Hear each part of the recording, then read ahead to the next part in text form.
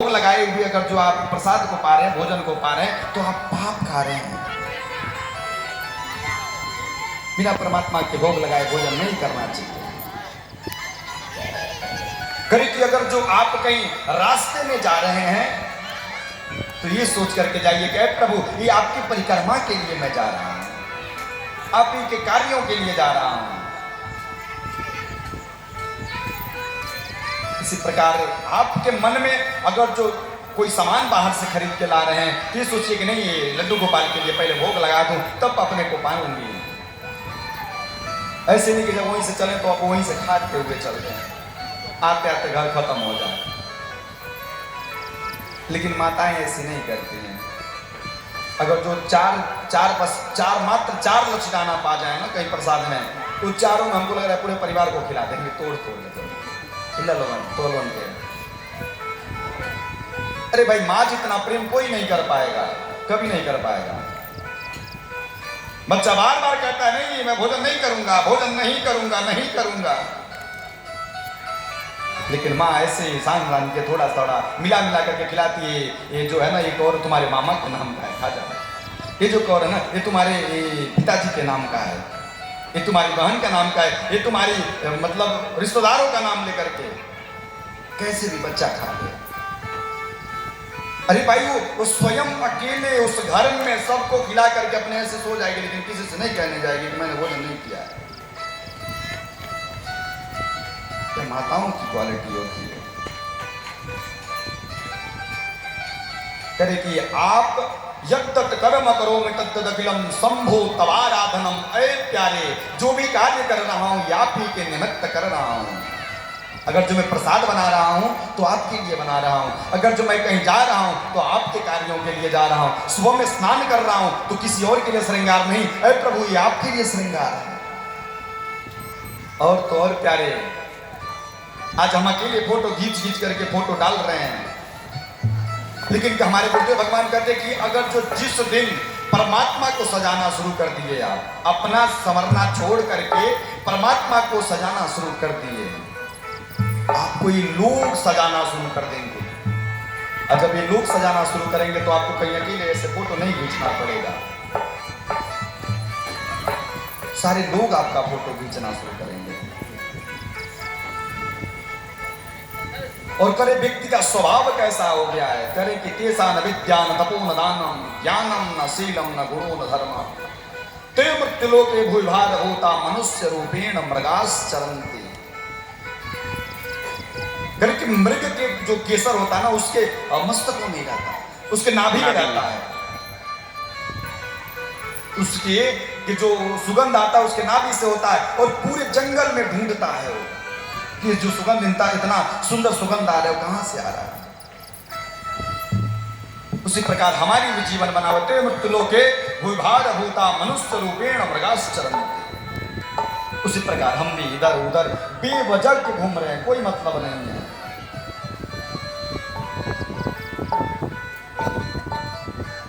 गाने वाले ने तो यहां तक भी गाया है, अरे उलझ मत दिल बहारों में, बहारों का भरोसा क्या।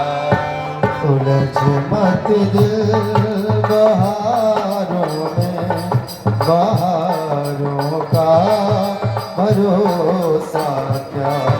उलझ मत दिल बहारों में, बहारों का भरोसा क्या।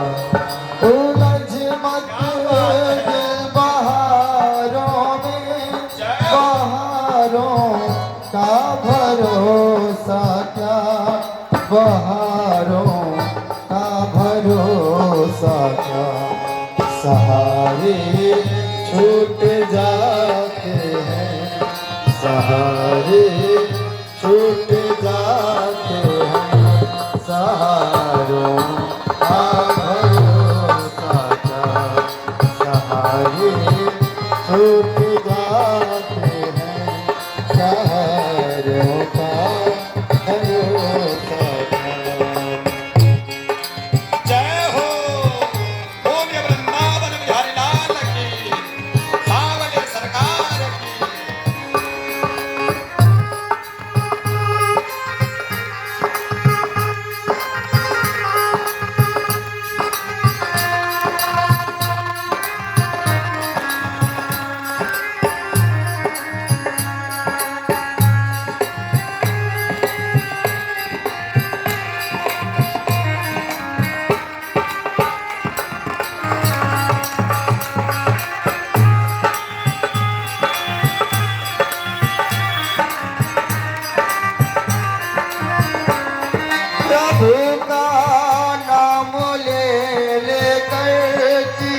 किनारों से किनारा कर प्रभु का नाम ले ले कर किनारों से किनारा कर प्रभु का नाम ले ले कर किनारों से किनारा कर प्रभु का नाम ले ले कर किनारों से किनारा कर किनारों से किनारा कर किनारों से किनारा कर किनारे छूट जाते हैं किनारे छूट जाते हैं किनारों का भरोसा किनारे छूट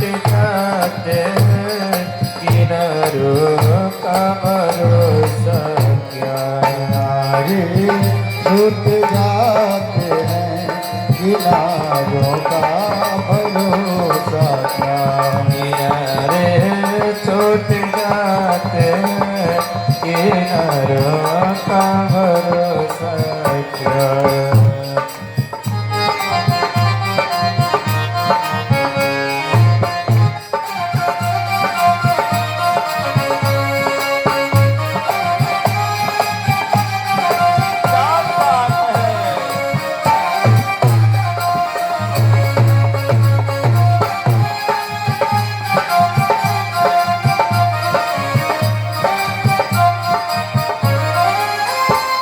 पथिक तू अक्लमंदी के विचारों पर न इतराना पथिक तू अक्लमंदी के विचारों पर न इतराना पथिक तू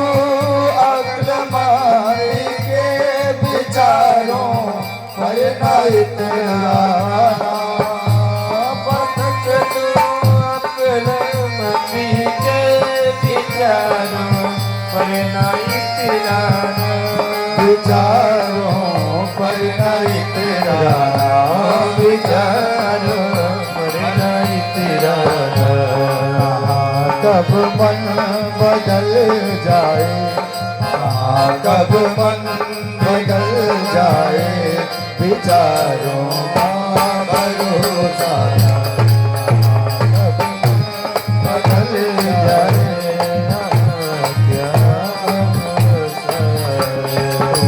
मत दिल बहारों में बहारों का भरोसा मत दिल बहारों में बहारों का भरोसा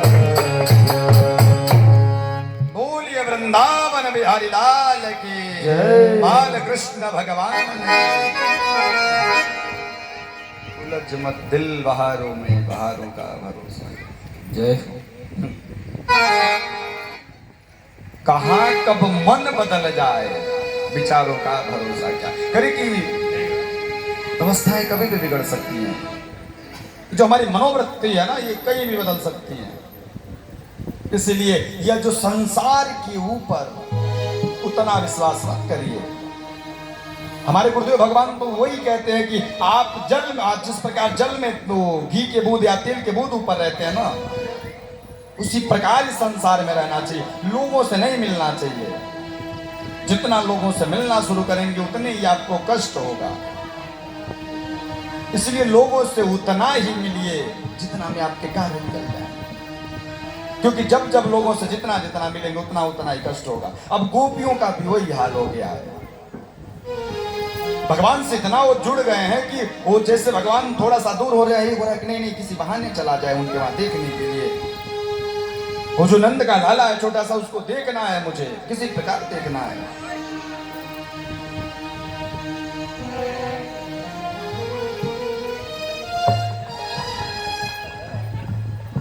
यशोदया सुता कन्या देवक्या कृष्णं एव च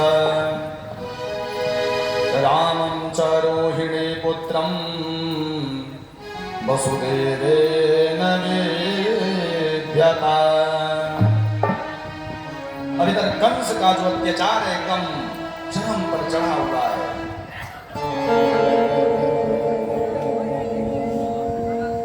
कंस एकदम अपने जो मद है उसमें एकदम यदुवंशियों को अपना दुश्मन मान करके यह कह रहा है कि सारे लोगों को चारों तरफ जा करके एकदम पूरा अपना साम्राज्य खड़ा कर दो।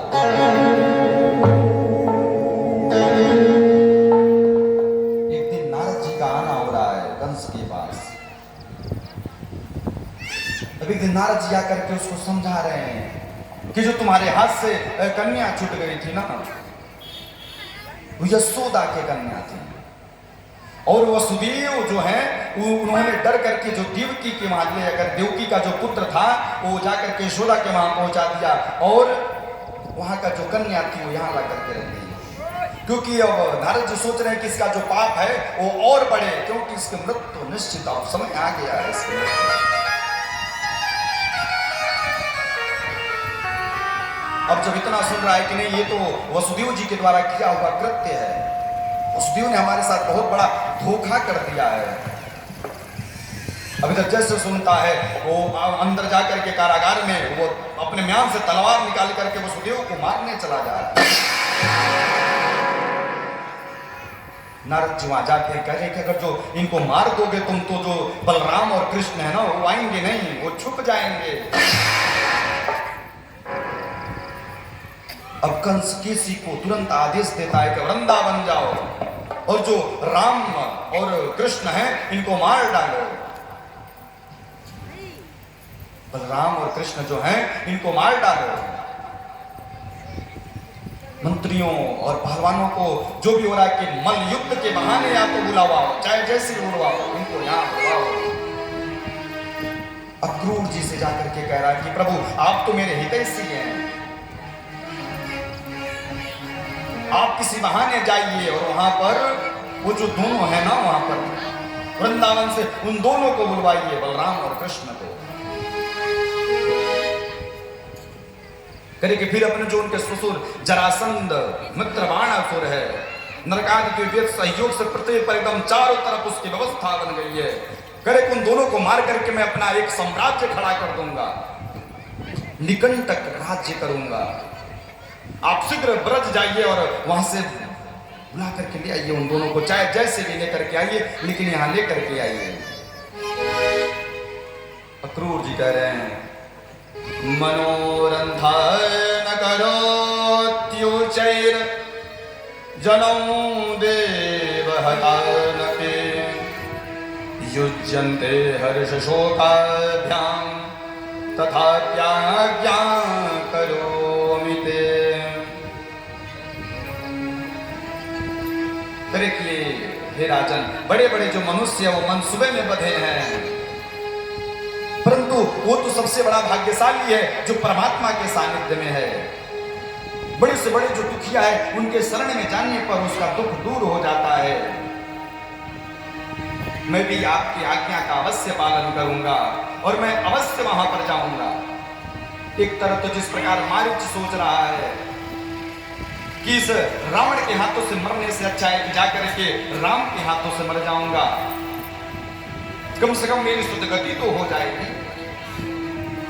उसी प्रकार यहाँ अक्रूर जी की भी मन में हो रहा है कि वो तो परम भाग्य होगा मेरा कि उनका दर्शन करने का एक शुभ अवसर प्राप्त हो रहा है।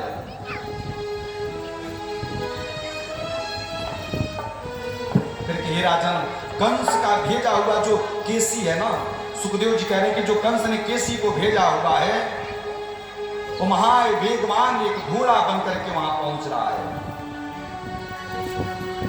ब्रज में महान एक बहुत बड़ा घोड़ा बनकर के पहुंच रहा है।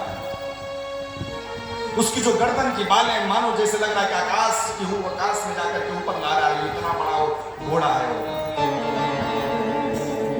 विमानों के तरह तितर बितर इधर उधर हुआ चल रहा है, दौड़ रहा है। उसकी जो हनहनाहट है, जो बोलने का वो है, उससे लग रहा है कि पूरी पृथ्वी वहां की हिल जा रही है। संसार को भयभीत करने वाला वो जो कंस के द्वारा भेजा गया केसी है। फिर कि कृष्ण को वो जैसे देखता है वो लात मारना चाह रहा है। भगवान उसके लातों से बच करके थोड़ा दूर जाते हैं और उसके करीब उसके पैरों को पकड़ करके ऐसे घुमाने जैसे कश्यप के जो सर्प हैं, सर्पाती हैं, गरुड़ उनको पकड़ करके और उनको झपट करके फेंक देते, उसी प्रकार भगवान कृष्ण उस घोड़े को पकड़ करके, जो केसी है उसको घोड़े को पकड़ करके ऐसे नचा करके फेंक रहे हैं कि उसका तुरंत मरणासन हो जा रहा है। पीछे से होश आने पर पुनः करके मुंह फाड़ कर कृष्ण के कृष्ण की तरफ दौड़ रहा है मारने के लिए।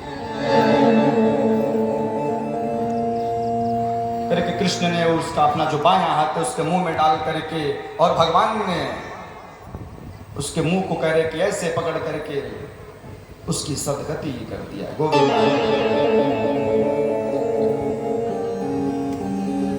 समेधमानेन सह कृष्ण बहुनां निरुद्धवायुश्चरणावतक्षिणः